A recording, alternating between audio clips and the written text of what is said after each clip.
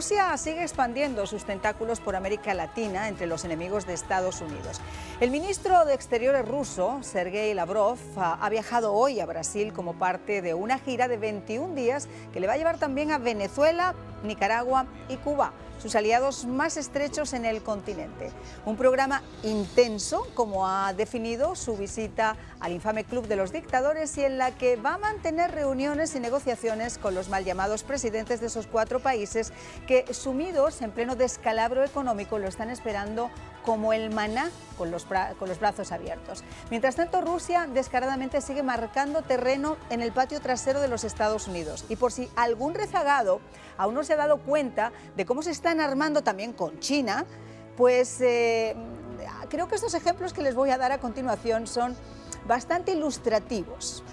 1. Pese a las sanciones y las presiones políticas, las exportaciones rusas a la región se han incrementado en un 3,8%, mientras que los suministros de trigo han aumentado casi un 50%.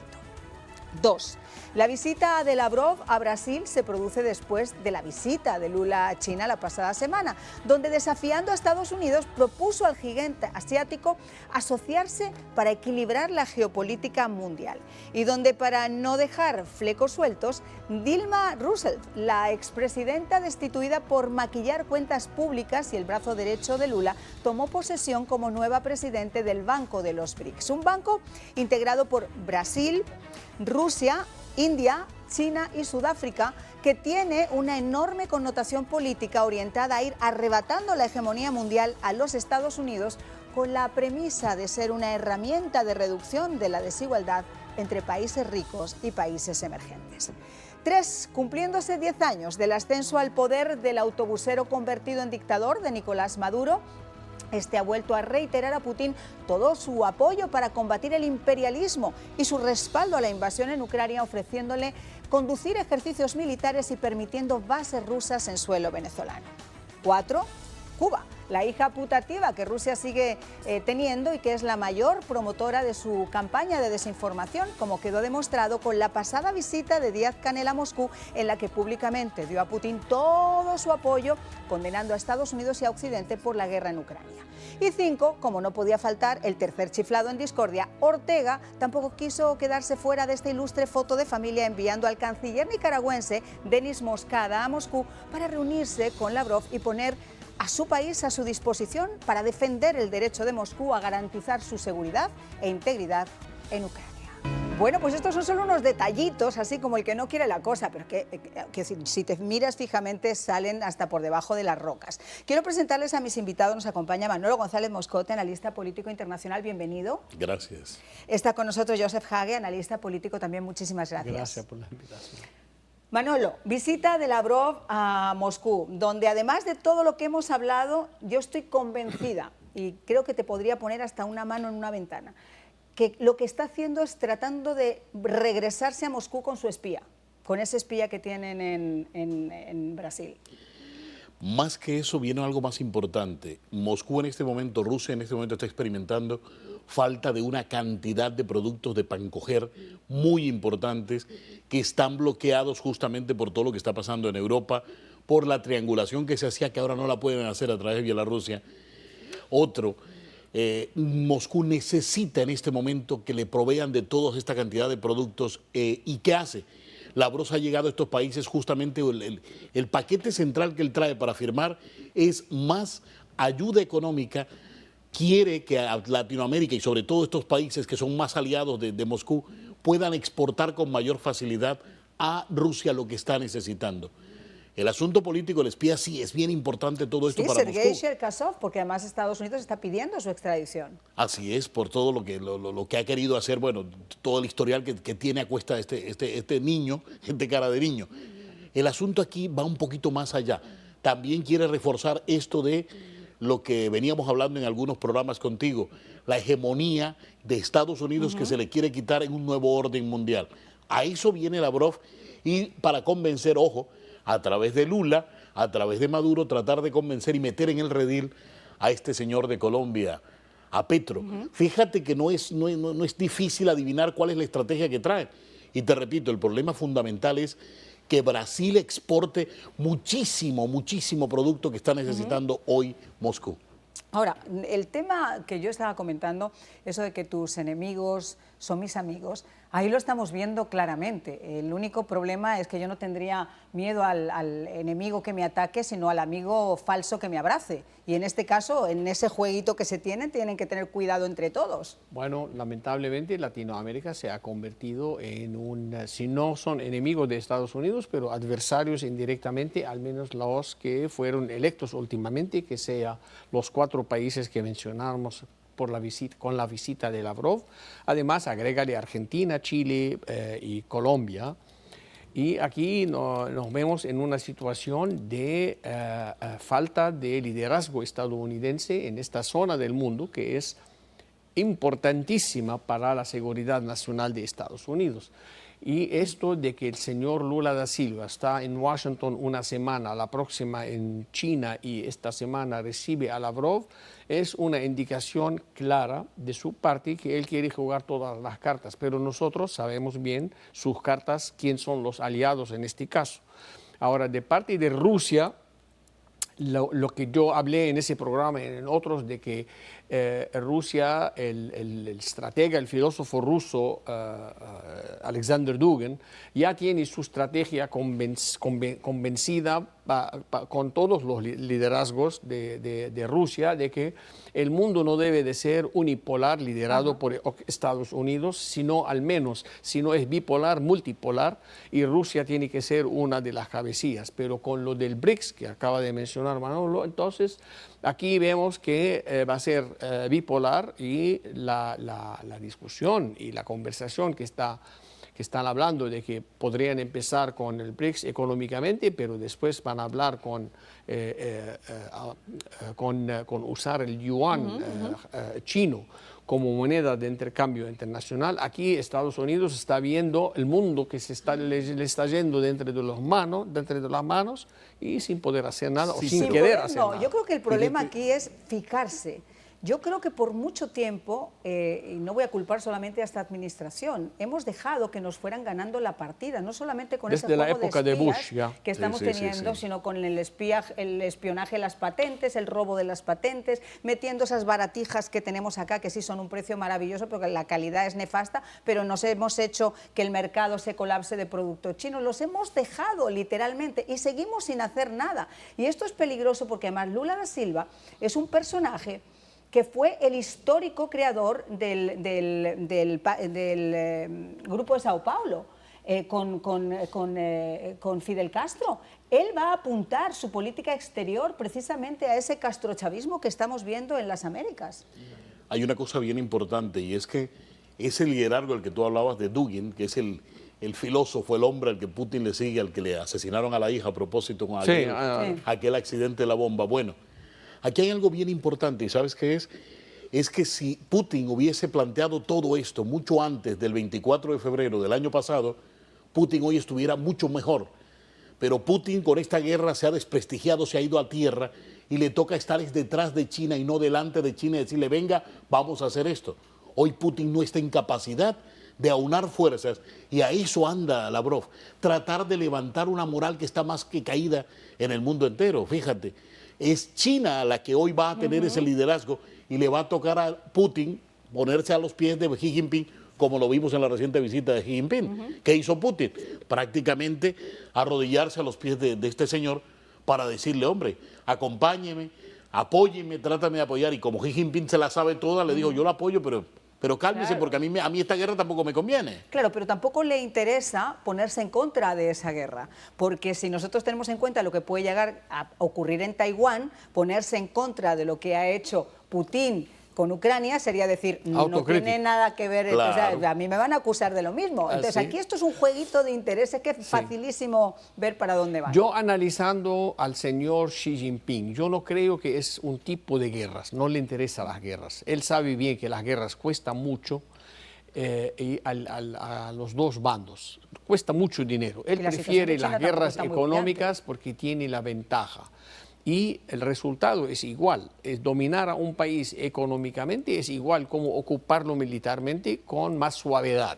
Entonces tenemos dos tipos de mano de hierro, una que es puro hierro que rompe las cosas y la otra le ponemos un velour allí, la ordenamos de una manera que sea presentable.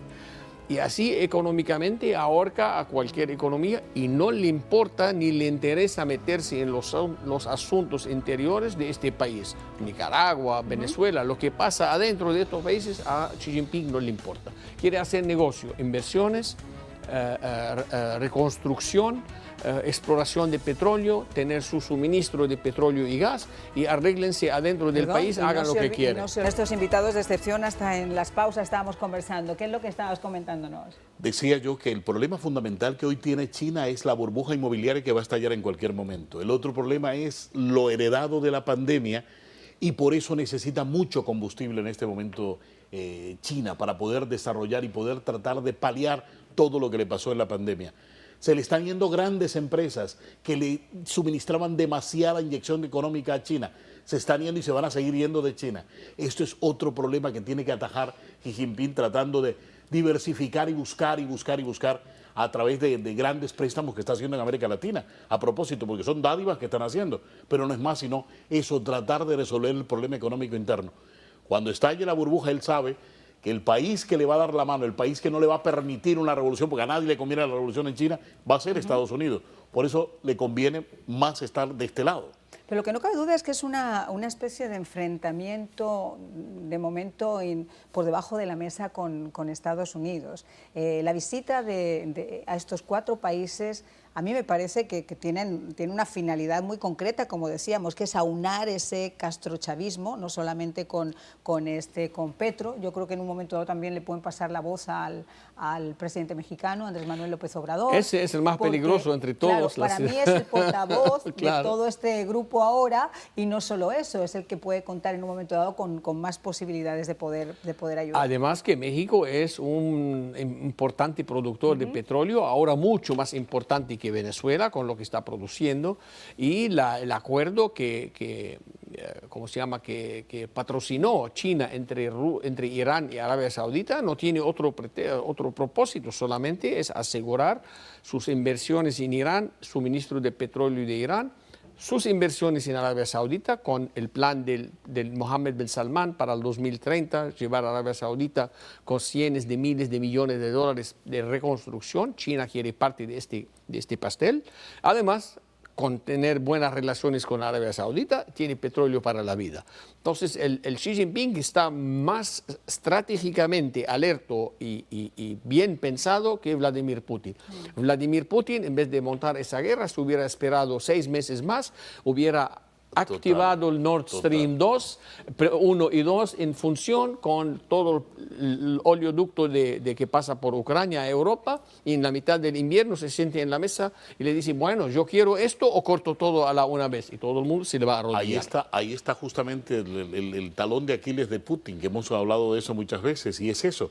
Es que Putin se apresuró a hacer lo que hizo. Él pensó que ya tenía Europa de los pies, que tenía cogido de los talones de Aquiles a Europa, y todavía faltaba algo. Acuérdate que tenía al Angela Merkel de su lado. Luego el que sucede a Angela Merkel, que era más putinista que Putin, el señor Scholz, era más putinista que Putin. Era un ministro con ella. Era el ministro que aprobó y que dijo, vamos a parar todas las carboneras alemanas, vamos a parar la energía nuclear alemana porque Putin nos está vendiendo y ahora nos pone un Stream 2. ¿Qué necesitamos nosotros de tener estas bombas de tiempos aquí? Tienes la duda en Polonia, que ahora es otra vez enemigo de Putin cuando era admirador de Putin. Tienes a este señor de Hungría, Orbán. Entonces, dices, un momentico, es que Putin tenía muchas cosas. Creía que iba a ganar con Marine Le Pen en Francia. Claro, no llegó al poder Marine Le Pen. O sea, Putin estaba convencido que iba ganando. Y además tenía 2 problemas añadidos. Una era la propia situación económica por la que estaba atravesando Rusia, que eso no ha mejorado, al revés se ha visto todavía empeorado. Y otra es el ejército, que tú no pensarías que el ejército es una de las grandes potencias militares, y ha demostrado ser un auténtico fracaso. Ahora, en el tema, por ejemplo, de Cuba. Cuba ha manejado, yo creo que una de las mayores campañas de desinformación de lo que ha hecho Rusia en Ucrania a lo largo del mundo. Cuando fue Díaz-Canel hace unos meses, por unas cuantas migajas, se plegó completamente y volvió a poner nuevamente no solo toda su inteligencia a favor de seguir destacando la causa de Rusia. Es que en Cuba, y aquí me permite Manolo Seguro, la G2 cubana es el mejor tesoro que tiene Cuba.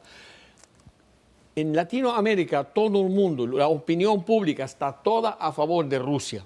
Hay muy pocos a favor de Estados Unidos. Y uno pregunta, ¿y por qué?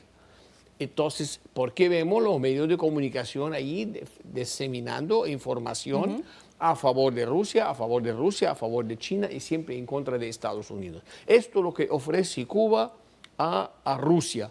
Es ser el portavoz de Rusia en Latinoamérica y asegurar que el Foro de San Pablo nunca muere y queda en forma, que sea con Lula o con otra persona. Entonces, ahí tiene un valor Cuba, que es la destrucción de Latinoamérica de adentro para intercambiar el favor o el poder con Rusia. Entonces, no ha cambiado el rol de Cuba. Desde el tiempo de Fidel Castro hasta el día de hoy, el trabajo de Cuba era formar estos desacuerdos adentro de Latinoamérica, cambiar la opinión pública en Latinoamérica y llevar a Latinoamérica siempre al campo opuesto a Estados Unidos. Y llevar las revoluciones fuera de los campos de batalla y de los Kalashnikov directamente a las urnas con candidatos, además que supuestamente democráticos pudieran la mejor forma, ganar Exacto. democráticamente y quedar en el poder dictatorialmente. Claro, y es lo que está pasando con Venezuela también, porque Venezuela ya hemos llegado a un momento donde Maduro le ha entregado hectáreas de terreno a Irán, por dentro ejemplo, del propio territorio venezolano. Ha permitido que Rusia tenga bases militares dentro de su propio territorio. Nosotros sacamos aquí fotografías, las estuvimos mostrando hace algunos meses, y ahora insiste nuevamente en seguir celebrando ejercicios militares, y todo esto, como digo, en el campo trasero de los Estados Unidos. Lo que decía Joseph hace un rato, es que la política de los Estados Unidos hacia América Latina ha sido errada, no de hoy, de ayer, de hace mucho rato. Y creía uno que con estos últimos presidentes de los Estados Unidos esto iba a mejorar. Y es lo contrario, esto se ha descuidado totalmente. Ese es uno de los graves problemas. Por eso China la has visto desembarcar en América Latina sin ningún inconveniente, haciendo convenios con todos los países habidos y por haber, países que son socios de Estados Unidos. Has visto tú a Rusia llegar a América Latina sin ningún inconveniente. Dicen, no, pero ¿cómo han llegado? Porque es que falta más agresividad de Estados Unidos en volcarse más hacia América Latina, traerla más hacia sí y así mejorar las cosas. Y yo creo que hay un enorme desconocimiento de la política panregional en esta administración en concreto, que es la más cercana que tenemos. Tú has hablado de anteriores, estoy de acuerdo contigo, esto no ha sido algo que se haya generado de un día para otro, pero obviamente yo creo que hay unas políticas muy erradas que están haciendo muchísimo daño en estos momentos. Me tengo que hacer. Yo lo veo de esa manera, de que América Latina por muchos años se ha quedado en el campo occidental, no gracias a las políticas de Estados Unidos, sino gracias a presidentes con visiones en América Latina, como Álvaro Uribe, Carlos Menem, entre otros, ahora los dos que me vinieron a la mente. Estos presidentes que saben bien que el futuro de Latinoamérica no puede ser del lado de la izquierda, tampoco del lado de Rusia o de China, y que lo que nos une con Estados Unidos es mucho más de lo que nos une con los otros países. Pero Estados Unidos, desde el 9/11, como que se le olvidó que hay un continente al sur de Estados Unidos. El único país que atendió más o menos bien el presidente George W. Bush fue México, pero ignoró todo el resto de los países. Es lamentable, pero esto se va a recuperar, porque lo que va a costar, ni sé cuánto dinero y cuánto trabajo va a costar a Estados Unidos recuperar este mercado que es primordial, importante para la seguridad nacional del continente.